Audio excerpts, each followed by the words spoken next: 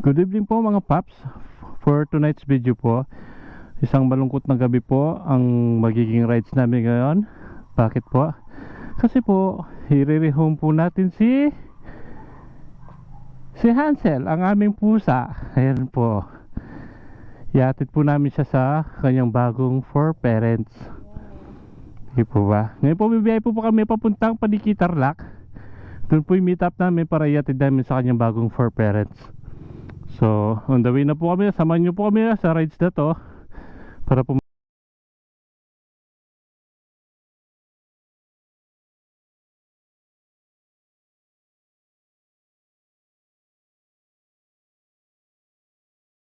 na po papuntang Paniki Tarlac para po iatid natin si Hansel. Ginabi na po kami kasi galing pa pong trabaho. Ito lang po yung time namin para makapaghatid ng mga pets natin. Sa mga ganitong pagkakataon po, isa po ito sa mga malungkot na oras sa ating mga for parents. Yung alam mo na, aalis na yung isa sa mga mahal mong alaga. But then syempre, hiningi po ng pagkakataon, hindi po natin sila lahat pwedeng alagaan kasi napakarami na po namin pusa. If I'm not mistaken po, siguro mga 13 or 14 na po yung mga pusa namin. So yung iba po, we need to let go po. Pero i-let go po namin doon sa mga alam po namin na mga pet lovers din po. Yung alam na po natin na maaalagaan sila na maayos, mabibigyan sila ng maayos na tirahan din, ituturo din silang mga anak nila katulad ng mga pusa namin kung paano namin sila ituring. Hindi po namin sila tinitreat as pet. We are treating them as part of our family. According po dito sa ating mapa, 17 kilometers pa po yung need natin ibiyahe papunta po doon sa meeting point natin or meeting place natin. Siguro pa itatanong po ninyo, nasan po si Mingming? Nakamotor kayo. Si Mingming po, don't worry po, nasa cage po siya. Nakatali po cage dun sa likod ng motor. And we make sure po na 100% hindi po siya malalaglag. And then additional po, binigyan po namin siya ng tabing para po hindi siya masyadong mahanginan. Iwas stress na rin po yun sa pusa. Kasi po pag sobrang hangin po, hindi naman po sila ganun kasanay sa biyahe. Kaya nilalagyan po namin ng tabing yung kulungan po nila kung saan po siya nakalagay ngayon. And then minsan po pag bumibiyahe tayo na may kasamang alaga natin, occasionally po umihinto po kami para i-check po yung condition po niya, if hindi po ba lumuluwag yung mga tali, kung okay lang po siya. Ayan po pag umaga po at sobrang init po ng may araw at sobrang init po ng panahon, humihinto po kami siguro every 30 minutes or 1 hour, depende po sa condition po ng panahon.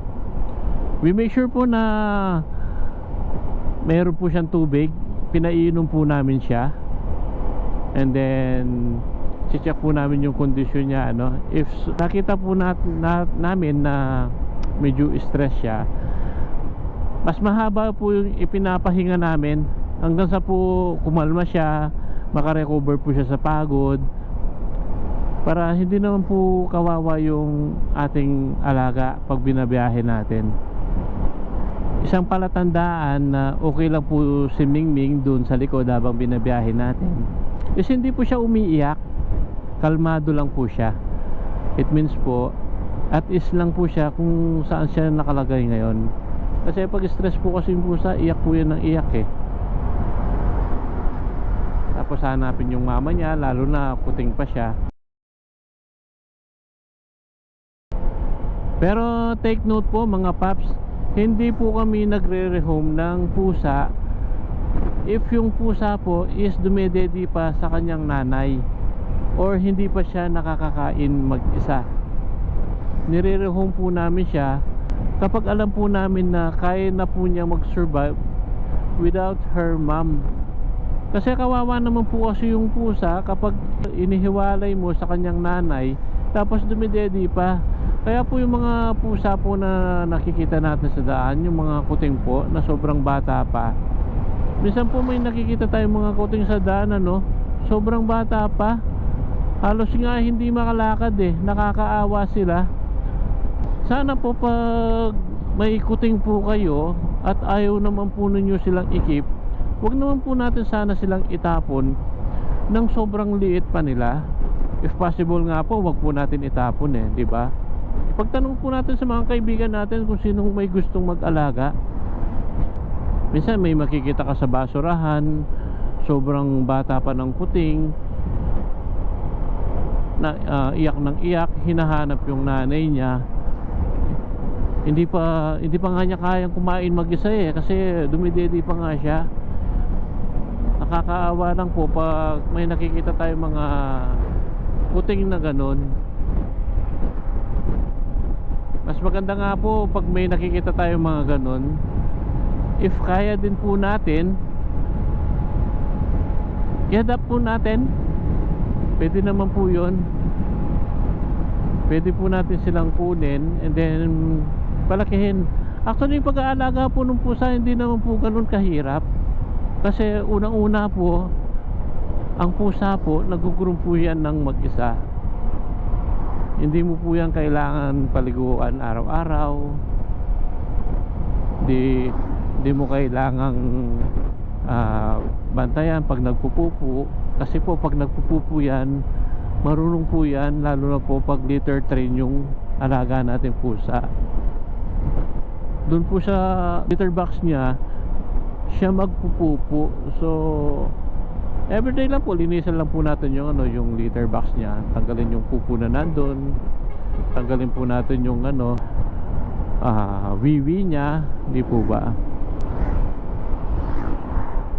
Try po natin mag-adapt if possible pag may nakita tayo pong mga kuting na nakikita natin diyan sa mga sa mga daan. Pag nanganak po yung pusa natin at hindi po natin sila kaya-ikip, wag po natin itapon.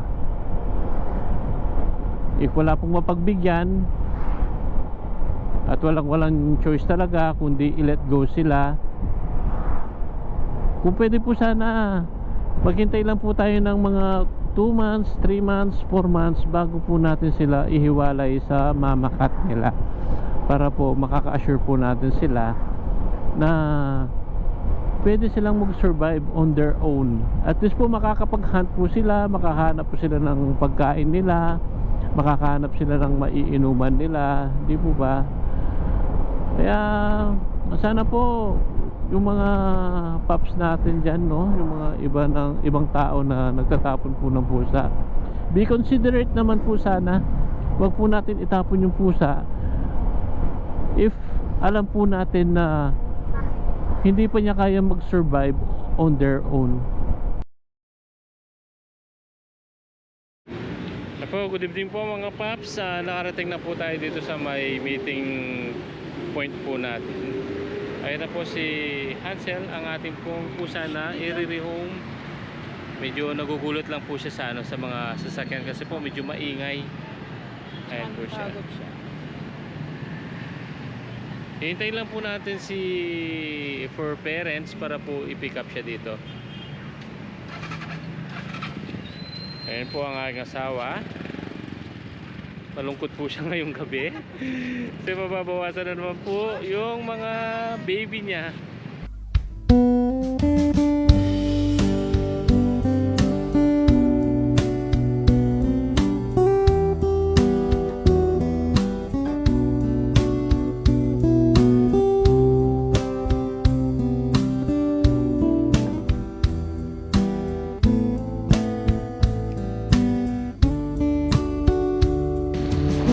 Ito na po yung magiging bagong for parents ni Hansel.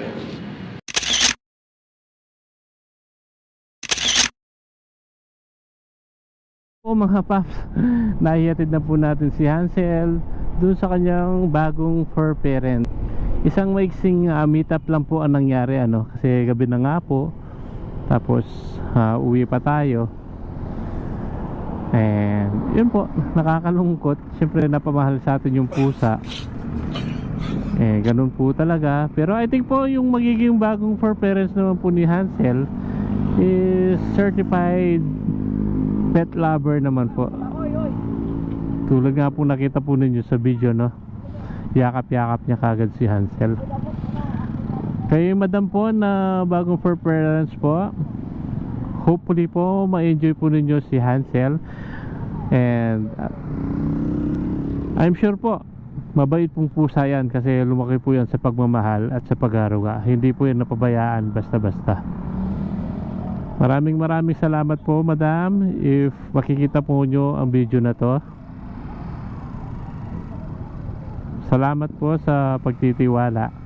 And hopefully ma-enjoy nga po ninyo si Hansel. Hanggang dito na lang po yung maiksing video natin. Maraming salamat po sa pagsama sa amin sa papuntang Paniki, Tarlac, para po maiatid po natin si Hansel, yung pusa po natin, papunta sa kanyang bagong fur parents. Maraming salamat po sa panonood. Please like and subscribe naman po, and pakiclick po yung notification bell or button para po lagi po kayong updated sa mga bago pa po natin mga videos. Ito po si Papa Jigs. Maraming salamat po. God bless po sa ating lahat, and ride safe.